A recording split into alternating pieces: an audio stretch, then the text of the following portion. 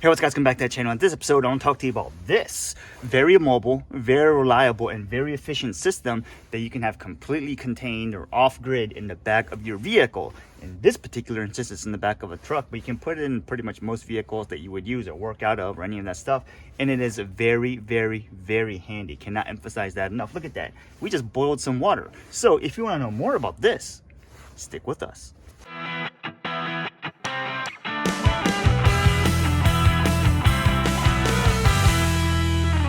All right, so let's take a look at this system. This system is going to be completely under the back seat of this truck. I apologize for the mess because we got 2 kids and 2 dogs. And when you got 2 kids and 2 dogs, it's almost impossible to keep everything clean, right? So under the truck, here is the battery. This is a waterproof battery from EG4. This is the Life Power 4 LFP 48100. So this is pretty much a 48 volt 5 kilowatt hour battery. So 100 amp hour lithium iron phosphate battery is designed to be completely waterproof. And unfortunately, this is a battery they stopped making, they discontinued. But ever since then, they've started carrying, I think it was like a big battery branded replacements for this kind of stuff. So I'm kind of disappointed that they don't make this anymore because I really do like this battery. Since it's like a drop-in replacement for like other golf cart batteries and stuff like that. But anyways, not here to complain about that, but just in case you wanted to find this battery and you can't find it, it's because they've discontinued it. But I will go ahead and say there are a lot of other branded batteries that are pretty much exactly the same or of similar type that you can find that's readily available. So if you're trying to build a system like this and you can't find this battery, I would recommend either looking on the Signature Solar website for other replacements that may be available at the time you're viewing this video, or you can probably look at other retailers and see if you could find something that is comparable to this, right? But the point of this is a waterproof 5 kilowatt hour 48 volt battery. And as you can see right here, because of the placement or because of how the back of this truck is set up, it actually fits perfectly between this edge of the seat and then this chair lock position thing, right? So it doesn't really slide around too much. Obviously there's a little bit of room to slide this way back and forth, but because the height of the battery kind of sits almost like perfectly right here, it doesn't really have, when somebody's sitting down on it or the chair is down, there's really no room for it to move, right? So right here, I've kind of got a bunch of electrical tape and then, white duct tape stuff on top of it, mainly just because I didn't want kids to spill something or drop something in here and kind of short it across the top. But you probably don't need to do that because, once the seats are down, just trying to get something to fall down in here is actually pretty difficult, especially if it's a long metal piece. You would have to stuff it, but like I said, for that it's just good measure. So go around to the other side and we could take a look at the inverter. All right, so coming around to this side, let's take a look at the inverter. This side's going to be a little bit more difficult, mainly because we got this car seat installed. But as you can see right here, this right here is the Victron Phoenix inverter. Let me get some of this other stuff out of the way. And then if you look here, this is the Victron 48 volt Phoenix 1200 VA pure sine wave inverter.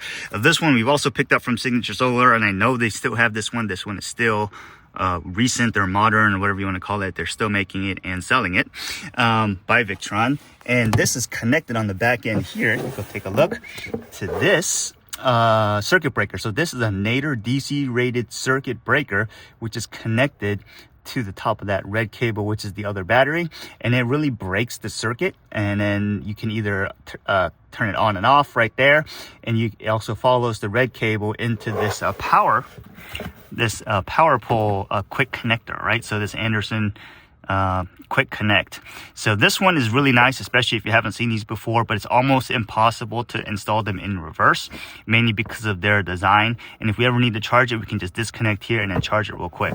But you don't technically need that breaker, mainly because inside the BMS or inside the battery, there is a self-contained BMS, which has a breaker or relay type thing that once it shuts off, it breaks the output to the terminals, right? And then after a certain amount of given time, it'll flip it back on. So you don't technically need this, but I would really like having it in here, mainly because you have a physical control means to cut off the circuit or cut off the power coming out to these wires. And that's one reason I really like having this. If you're wondering how that's stuck on there, it's really just a bunch of hot glue that's just holding it there in place. And you might be worried thinking, oh, the hot glue is not going to be that great, but you know, hot glue actually holds really well if you're using the really good glue sticks. So in my case, I really like using the Stanley glue sticks because I found in my experience they actually hold the best, and I've had no issues with that thing falling off any means or anything like that. Anyways, point is, comes out of there, comes into this quick connect, and the other part of this quick connect connects to this Victron 1200 VA inverter. And then this inverter is really nice because it also has AC outputs right here, 2 of them, and it's GFCI built in. The other thing that's connected on here, take away some of this mess here, is this VE.Direct Bluetooth smart dongle. So this is connected directly to the back of this, which has an app, and then you can control or monitor what's going on in here through the app. So if I didn't mention it earlier, that EG4 battery is also really nice because it has an app that you can monitor and control, or pretty much like, you know, figure out what's going on, your specs, like how much is coming out of the battery cell life, all that kind of stuff. So we'll show you that in a bit. But as you can see here, this entire system is contained under the seats of the rear seats on this truck. So it's really nice, especially because if we need to go somewhere, do some work, which we've had to do not too long ago, we can charge pretty much power tool batteries like all day long out of here. And if you go camping, which we've done many times before, you can just boil water from here.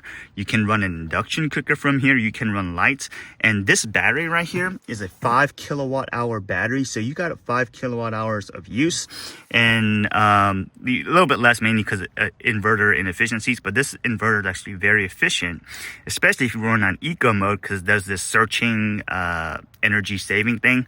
But anyways, the other thing to point out on this inverter is that it is a low frequency transformer based inverter. We have another, I think, full review of this inverter on the channel, so if you want to go check that out, check it out. This is not meant to be a review, but I really do like this inverter mainly because it has a really good surge capacity and it is really reliable. So in terms of something like this, you want high reliability because you don't want to be somewhere where you feel like you need that power and something is not working. And I generally just keep the power switch to the inverter on so that all I really have to do is kick on and off the breaker. And as you can see here, this light, you can't really see it that well, but this light is on green, and that means it's pretty much ready to go. You can see this Victron Energy Bluetooth smart dongle. You know, like I said, it's blinking Bluetooth, so we can connect to the app and get that going. But right now I kind of have this heat gun plugged into it for load reasons, right? So we'll go ahead and hit the heat gun on. As you can see here, it comes on and it's now powered using this cable on this inverter. Right, so let's go ahead and log into the app for the battery and the inverter, and you can really see the monitoring that really goes on this entire system. So going into the EG4 battery app, let's go take a look at that first. And this right here is the EG4 monitor app that's designed to go with this battery. As you can see right here, it's connected to the battery and it's in a current state of discharging. We did update or charge the battery recently, so it's going to be 100% full. But right now, as you can see here, the voltage is, you know, dropping a little bit or fluctuating, and then it's discharging close to about 10 amps. The temperature of the battery is also in on here. It took a little bit of time to warm up, I will say, earlier this morning because it was super freezing overnight. But also, if you go and take a look at the detail, you can check or you can see the voltage of each cell that's inside the battery, the PCB temperature, and all the cell temperatures, right? So all of this stuff is in here. This is obviously the version of the app, but the important part is it tells you the state of charge and the amount of current that is going out, right? So based on your utilization, you can figure out how much runtime you really get and also all the important information, right? So moving on from this, let's go take a look at the Victron app.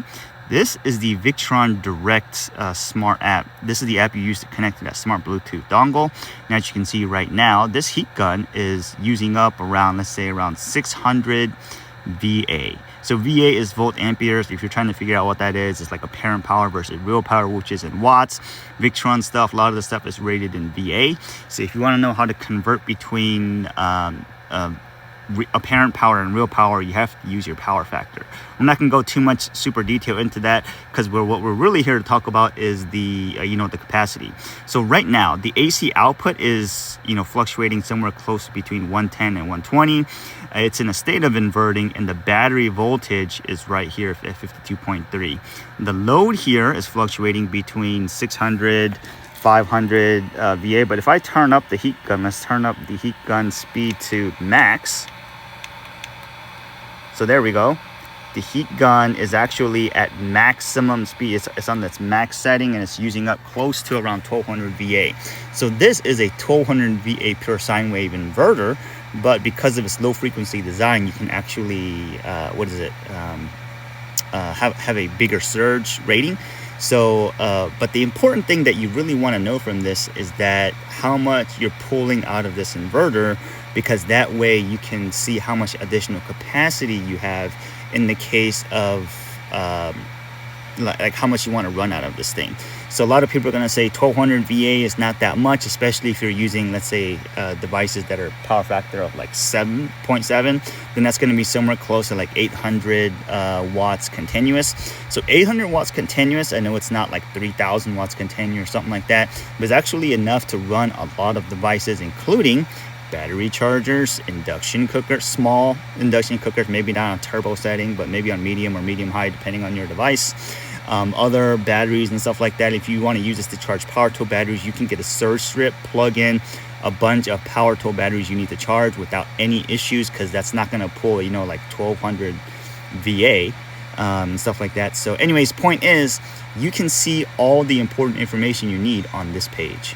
So that's really the system in a nutshell. You can purchase almost all of this stuff from Signature Solar, which is where we purchase all of this stuff from. The battery, that one may be discontinued, so you may need to purchase a different one, or you might just need to find a different alternative for that one. We'll maybe find some links, throw them in the description below if that's what you want. But it is, relatively cost effective to have it, and you will, realize its ROI or the benefit of having it as soon as you have one and you use it the first time. So if this video helped you guys out, or I hope this video helped you guys out, if you have any questions, let us know. Otherwise, thanks for watching, have a great day, and we'll see you guys next time.